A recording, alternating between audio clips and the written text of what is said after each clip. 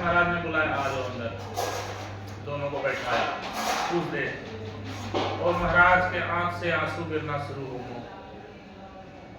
तो दोनों भक्त समझ गया, क्योंकि अपने पिता के आंख से आंसू कोई नहीं दे सकता।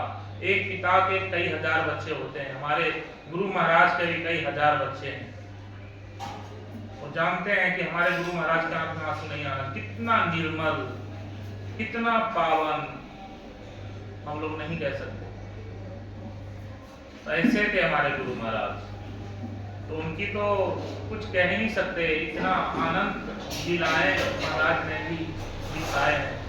बहुत सारे इनके आगे पीछे देवी देवता चला करते हैं गुरु महाराज। ऐसे निर्मल भक्त कैसे होते हैं, पानी की तरह सादा, गंगा मैया की तरह जो सादा जल होता है ना, उस तरह गुरु महाराज निष्पक्ष, किसी के पक्ष में भगवान भी ऐसे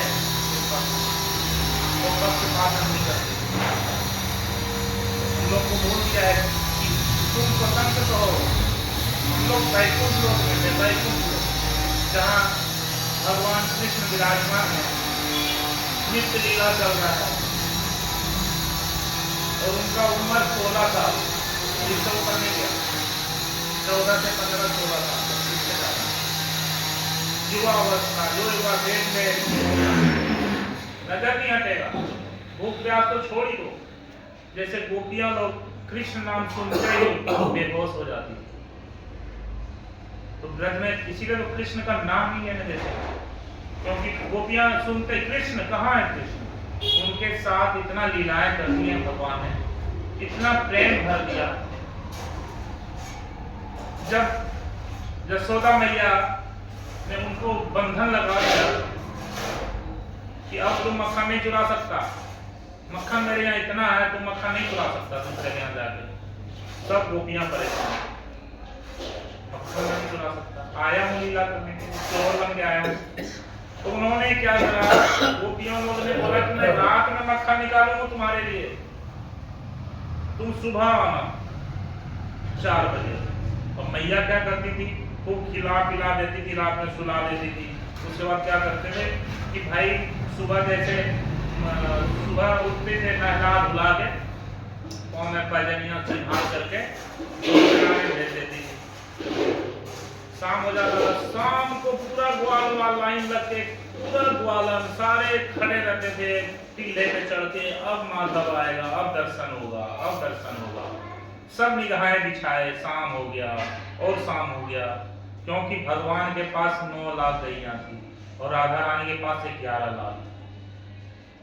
राधा रानी हर चीज में बड़े हैं, प्रेम में भी बड़े हैं, भगवान को आकर्षण करने वाले हैं, और हम लोग को प्रेम भक्ति में लगाने वाली भी राधा रानी है, और कोई नहीं है। राधा रानी लगा सकते हैं हम लोग को भक्ति। तो सब ग्वाल बिछाए जाते थे, अब गाना आएगा, अब गाना आएगा।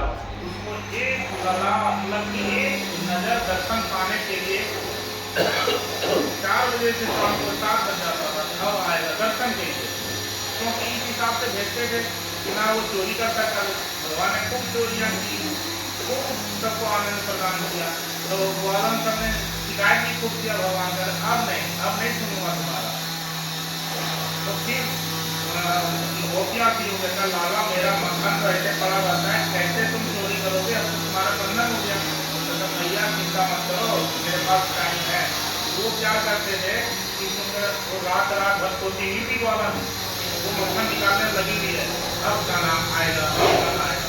फिर वो 4 बजे भोरे तक सबको बोल देता था कि हमारी माँ तो सुबह 5 बजे मुझे गैया चराने भेज देती है, तो तुम लोग क्या करना, सुबह 3 बजे उठ के करेगी ना, और वहीं फिर गोपियों को इकट्ठा करेंगे।